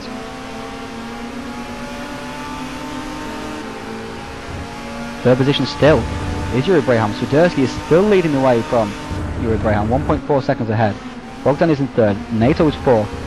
See, the battle here is for fifth position between Solberg, Barrick and Torborg. Solberg is all over the curbs there, and he's missed the apex and the exit there, but so is Barrick, and now Torborg looks like he has a slightly better run onto Ullman Straight, up the inside towards Sunset Bend. So VR is back in 12th still. He needs to move up through the field. Of course, that will be his worst result of the season so far, so it will be a drop score, so it's not disastrous for him. It's not ideal either. Inside is going to go. Barrick, he's made an aggressive move once again. If so, oh, it hit the inside. Barrick, Tolborg has hit the inside of Solberg, and then Solberg get back going again. I think Tolborg's going to let him go back through. He is. That's allowed Barrick a 1 second break. So unfortunate there, but Solberg did very well to hold it indeed. We were on board with Tolborg as we got that. Went through, and Tolborg goes round the outside of Solberg. That's uncompromising there. I'm not sure whether there'd be a complaint about that, because Tolborg didn't exactly give the place back to Solberg completely after that liver tap, so might see a little bit of penalty there, but I think it will be classed as a racing incident overall, because Solberg was quite erratic. Like in real life Formula 1, for example, you see the rule, if you concede a position, you have to wait at least one corner to attack again. Of course, we saw that with Lewis Hamilton at Spa in 2009, of course. Exactly. Wide has gone Solberg, so he's really lost his rhythm now, and in behind him is Eric Nelson. But that battle has settled down for now. Tolborg is now pursuing the back of Barrick once again. Fourth position is Miguel Neto. Check back on Francisco Villar. He is there. There he is in 11th position now, so since we spoke about him, I think maybe that was due to a pit stop. But everybody has pitted so far, so we have Swiderski in a commanding lead from Brabham. Swiderski's really turned it on in his second race, hasn't he, Bjorn? Exactly. Great performance. You think he's going to win it? I don't know. What do you think, Ryan? Well, he has a good lead, doesn't he? I mean, if he doesn't make any mistakes, it doesn't look like Braham's going to have the speed to be able to catch back up to him. No, he's pulling away. I mean, like you mentioned, the gap was 1.4. It's like 1.7, 1.8 now. So actually, Darius is pulling away. I think Yuri is just settling for a second place and thinking, well, good points, you know. You need the points, so. Well, if I was him, I would push a lot harder, because he's a little bit behind in the championship. But of course, second place is better than spinning off and back down in the top 10, of course, as VR is finding at the moment. Of course, he had when he was trying to pass Nelson, didn't think there was any. Oh, Tolborg sets the fastest lap, so he means business in behind Barrick. He is now, and just attempted behind Barrick once again. Good speed that Jesper has today. Whenever he's behind Barrick, he just seems to catch straight back up to him again. Look, there it is. And Tolborg was almost a second behind, I think, before the start of that lap, and just suddenly ranges right on the back of Keith once again. So he is showing his class. Drive cars might be outclassed at this track, for this particular event, but nobody seems to have told Tolborg, and he's going to make a move up the inside here. I think this is the move for 5th position. Oh, no, it's not. He's not decided not to make a move. Not like Solberg made a very aggressive, assertive move earlier. It was a great pass, to be fair. It was a dangerous one. Eventually, Solberg lost out in those little exchanges with Barrick and Jesper. I think he's just going to wait for the right moment again. Put pressure on Keith. Keith has to make a small error again, and then Jesper is going to pass him again, probably, something like that. And that will be the plan, I think.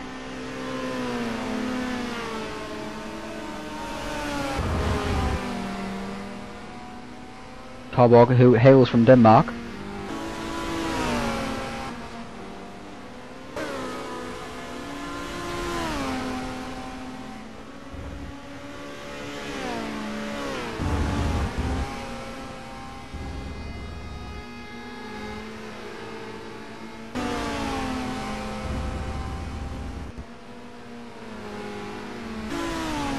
Carry on. Speed there. Yeah, good exit speed there for Jesper. Unbelievable. Look, he's just on the tail of Keith.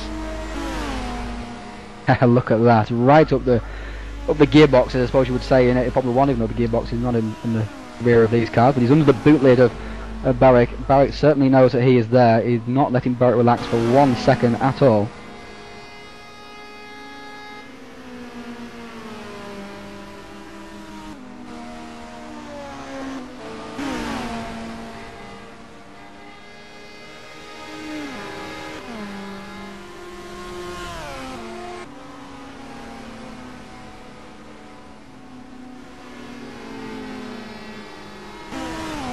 Now down towards Tower once again.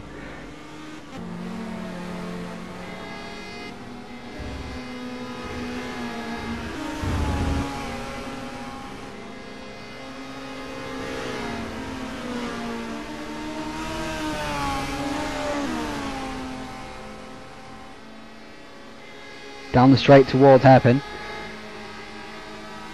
See, they're catching also as well, Nigel and NATO, but still 2 seconds behind them. 1.5 laps to go in this race. Zadorsky now has a 2-second lead over Yuri Braham, so he looks like he's got this race wrapped up.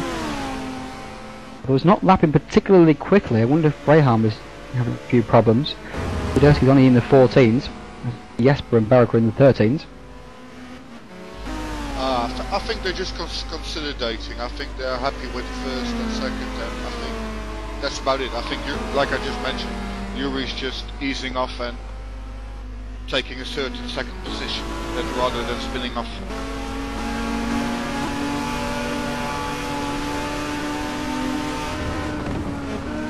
We are now looking back on board from Barrick to Torborg. Through onto the exit of Le Mans, onto the Ulman Straight once again, but Torborg is looking to make his move once again, down towards Sunset Bend.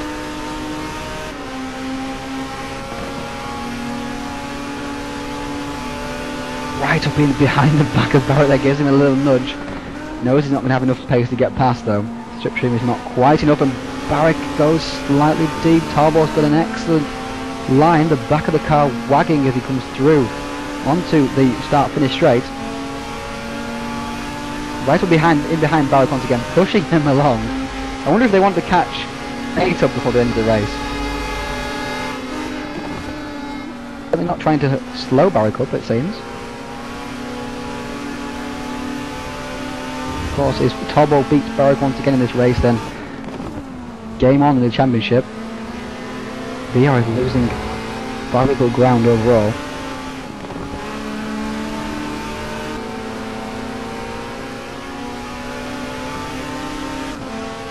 VR is back there in 10th position.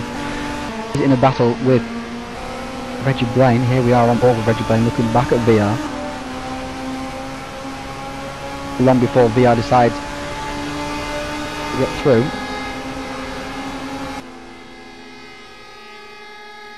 Up front we can see there is a battle between Nelson and Sorborg, joined at the hip for a lot of the race as well.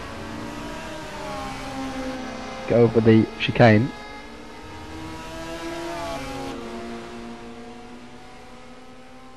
Behind is Vincent Khan, 11th place. Pointed with his showing so far at this race. Say that his hopes of retaining his championship are dwindling by each event. Have the raw pace of the front runners in qualifying or in the race. We are now with Torborg right in behind Barrick, going down into turn 15. Now we're going into Le Mans. These two are catching NATO hand over fist.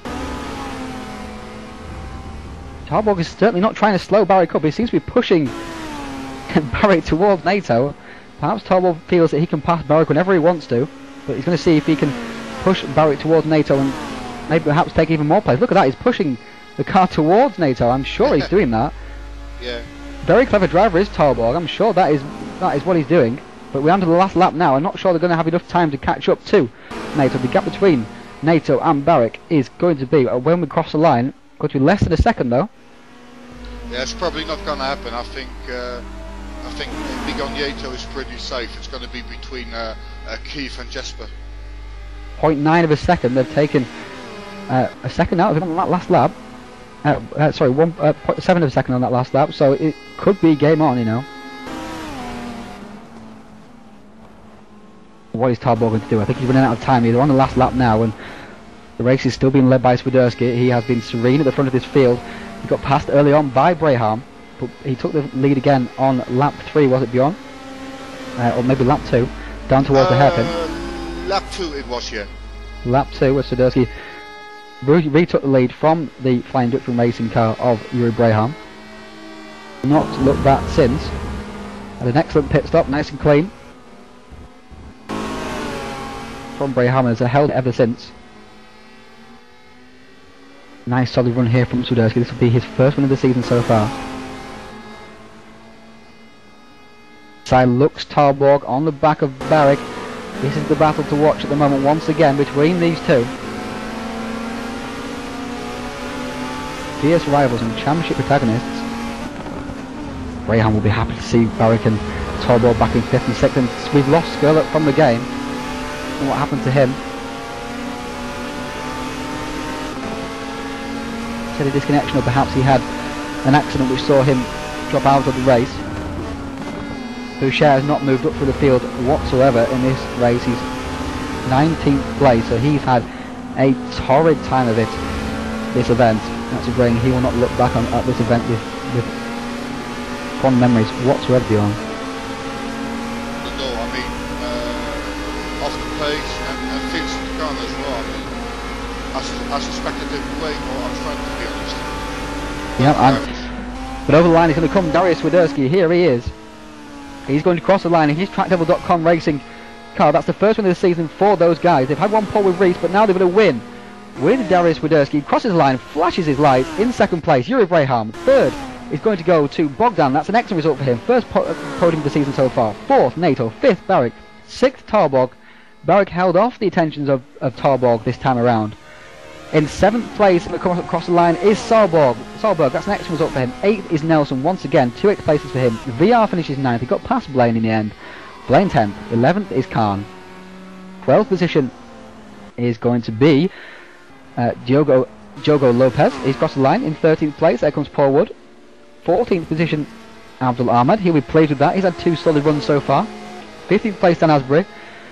After being at the front of the field, he'll be hoping for more than that, but he recovered fairly well from dropping back to 23rd. 16th, Robert Isles. 17th, Verner. 18th, Consalves. 19th, Saul Boucher. That's a disastrous event for him. 20th, Reese Gardner. First, Paolo Ignacio. 22nd, Matthias Klein. He's crossed the line there. He's had a poor event as well. 23rd, still coming around the track, is going to be Daniel Wood. His car looks pretty battered, Bjorn. Look at that. Yeah, the back is totally gone. I mean, it's... The back is totally gone. It looks like he's been involved with a few incidents. Pedro Amaral, Pedro Amaral, 24th. He's going to finish as well, I think. There he is. His car looks battered as well. Look at the wheels sticking out from the wheel arches. 25th was Tyler Skurlock, but he left the game. I'm not sure what happened to him. It was a disconnection, or he had an accident and decided to leave before the end of the race. But we'll get a couple of the drivers in here, Bjorn. What do you think of the action? Once again, great race, great action. I mean, those fights were incredible, especially the Jesper and Keith fight. All fair, all square, and really good. How you enjoyed it as well? Absolutely, but my voice is knackered now. Same here. I can use a cup of tea. Oh, that was pretty hectic stuff. I found myself really lagging towards the end of that race, really flagging in my voice getting quite sore. And there's a few guys. We have a few guys who are going to join us for this driver interview. Quite a lot of guys, to be fair. Look at this. Right. First of all, we'll start off with race 1 winner Francisco Villa. Congratulations for your race 1 win. Hey Ryan, thank you very much. Thank you very much. We'll start with race 2 first of all, however. That was a bit more interesting from the viewer's point of view. Yes. You were passing Eric Nelson into the hairpin, and we weren't sure if there was any contact at all, but if there was definitely accidental. I mean, what happened there? No, I think there was no contact at all. I just lost the rear of the car because I think I downshifted too early. Second, and the rear of the car just went and I couldn't control it. Race 2 was actually a mess. I think I hit Danny Asbury. I'm sorry for that. Sorry, Danny. Okay, that's the worst result till now. So let's try to keep up with good results now until the end. Yeah, that's at least you got the drop score. But in the first race, you set an excellent pole position as well. Congratulations for that. And also in the first race, you took a very dominant win. I mean, pretty much held off the attentions of Danny Asbury during that one. Yeah, first race was, I mean, it was perfect. I think I did the fastest lap, pole position, and race win. What could I expect more? In the beginning, Danny was really fast. He was coming up with me in the first, I don't know, 3 or 4 laps. But then he lost a little bit of the pace after the pit stops, and so I was just controlling the race till the end. Yeah, so congratulations to you, VR. That's obviously the first race improves your championship position. Of course, the second race not quite so good, but if there is scores. There is drop scores, so it's not affected you too much. Yeah, that's. Welcome to sorry, VR. Well done to you. Welcome to Danny, the other BMW driver who was very fast today as well. Of the 3, a second place in the first race. That was a very strong result for you, but you couldn't quite keep up with VR, it seemed. Yeah, early in the race, I was just trying to hang on to the back of him, but I wound up driving my tires off and stop. I had nothing for him. Yeah, it's very easy to do, just to drive a bit too hard. But in the second race, we saw you. We didn't see what the incident was, but we saw you shoot through the TV camera at the time. I mean, as VR has just apologised for contact there. I mean, what happened? Yeah, I was making sure not to really run into Keith. He was running right ahead of me, and I just checked up on the brakes a little early, and Francisco got into me. But really, the second race came down to a pass early on. I tried to make on, I think, Eric Nelson or Jasper Tolberg. I just didn't pull it off, and after that, just slid down the field. Yeah, we saw that. I think you went up the inside of somebody and ran wide, and then everyone decided to mug you on the way down into into turn 3. So that was a bit unfortunate there for you. Yeah, and after that, it was pretty much a lonely race in the back after that one. Well, you did well to pull yourself back from 23rd position. I think you dropped back to, and you pulled your way back up to 16th. That wasn't too bad. Not too bad, but not what I was looking for. Absolutely, of course. I mean, second place in the first race, you were hoping for another strong result, but unlucky. But congratulations on the first race. Our race 2 winner now will come to Mr. Swiderski. Yes, hello, Leon. It's nice to see you return to a bit of form after some disappointing results in the previous races. Yes, I'm very inconsistent, am I? Yeah, this track suits BMW, so I knew I'd be strong on this. So yeah, it was good race. Both races. I mean, you didn't quite seem to translate your speed into a great result in the first race. I mean, only 6th place, but of course in the second race you retook Yuri on lap 2, and you didn't look back at all.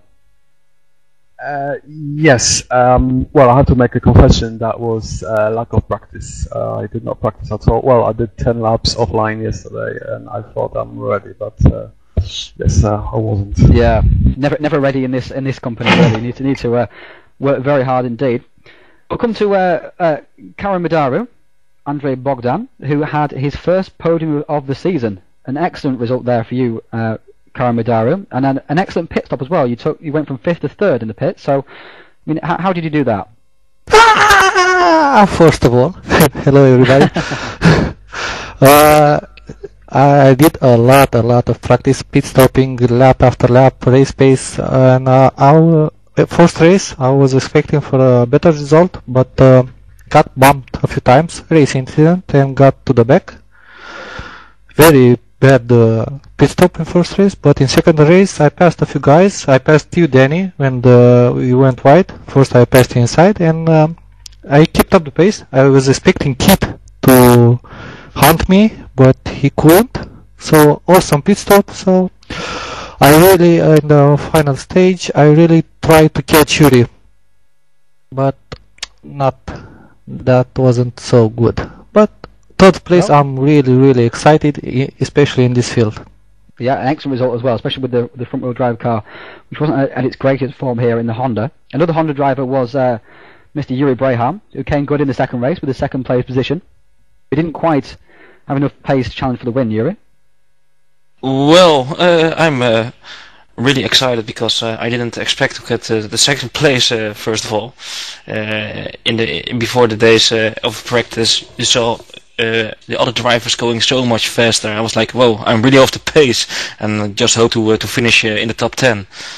And in the first race, well, Mr. C was in front of me, and I have to say a really good job from Mr. C, Kamidari, Andrew Bogdan fast pace. He beat me in qualify. He was in front of me, but I had a very good start. I thought you noticed that I took 2 spots, if I'm right. You did. We were Yeah, on board with you actually at the start. We couldn't get a good camera angle, so we went on board with you, and you went straight through the whole field. That was nice to see. We got a good view of that. Very well okay done to then. you. Yeah, but after the pit stops, let's say the moment of the pit stop, I was like, okay, now I have to brake, and I brake, and there's my spot. Oh, I missed it. Reverse Yeah, before I even stood still. We saw that as well, by the way. Well, and yeah, we caught all of your stuff. after that, it was Darius that was hunting me, and I had a nice battle with him. The BMWs are such fast on this track. It's absolutely not normal, but it was fun. It was a challenge. And the second race, well, I took another setup with shorter gearings, and it was good in the first stint. It was really fast, and then in the second stint, it was like, yeah, I just needed the gears slightly longer. It's what I say. Yeah. Never switch a winning setup. Yeah, that's true. We'll come to Mr. Barrick. You didn't get on the podium in any of these races, Keith, which means you shouldn't be in this press conference. But seeing as you are, Jesper gave me his spot. He told me I could have it because of what went on in the first race. In the third, right? Okay. We had we pretty much followed you throughout the you and Talborg throughout the entire second half of race 1 and race 2. It was excellent to watch. You were nose to tail most of the time. We didn't have much choice really. In the first race, of course, Jesper ended up just stalking you and taking position. And in the final corner, Bjorn saw what happened. But if you could just describe to us what happened in the final corner of race 1. Well, it was clean battling with Jesper as always. I was about 3/10 back coming onto the back straight, and that's the perfect spot to get enough of a draft to make a late braking motion into the last corner. Took the draft, went inside. Now it's a questionable whether it was enough overlap or if it wasn't. I did give the spot back to Jesper. There was a little bit of contact and it pushed him wide. If it was anyone else other than Jesper, just because of the battling we've had over the history racing at RD, I probably would have carried on. But because it was such a clean battle heading up to that, I just felt I couldn't take the position with that kind of contact. So it just felt right to let off and allow him by to take his rightful spot. Okay, and then in the second race, an almighty battle in the first few laps. Especially with Emil Solberg and Jesper and Francisco Villa and Eric. That was pretty insane. I mean, Solberg made a very excellent. That's a crap word to say. An excellent move up the inside, very aggressive, very assertive at the hairpin when you passed him earlier. So, I mean, what were your views on that battle? That was pretty special to watch. It was, it was exactly what you'd expect out of touring cars. There's paint being traded. People taking chances, and as the season gets on, people will start taking a little more chances. And if you're sitting there after all the way the season's gone, and you're looking at a top 5 finish, you're gonna fight tooth and nail. You're not going out lightly. You're gonna keep fighting, and that's exactly what I expected. And luckily we all finished cleanly, and it was good battling. Hopefully it was good for the viewers, but I mean, to finish this event with 2 top 5s. Exactly what I was hoping for.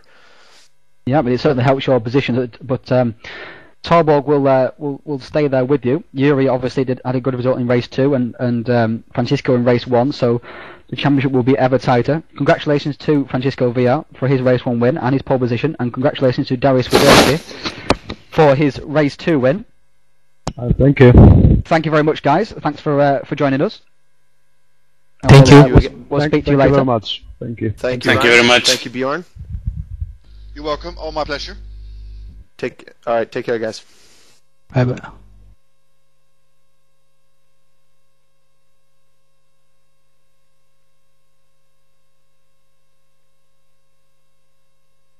Well, Bjorn, there's the end of another exciting event in the American Touring Car Championship.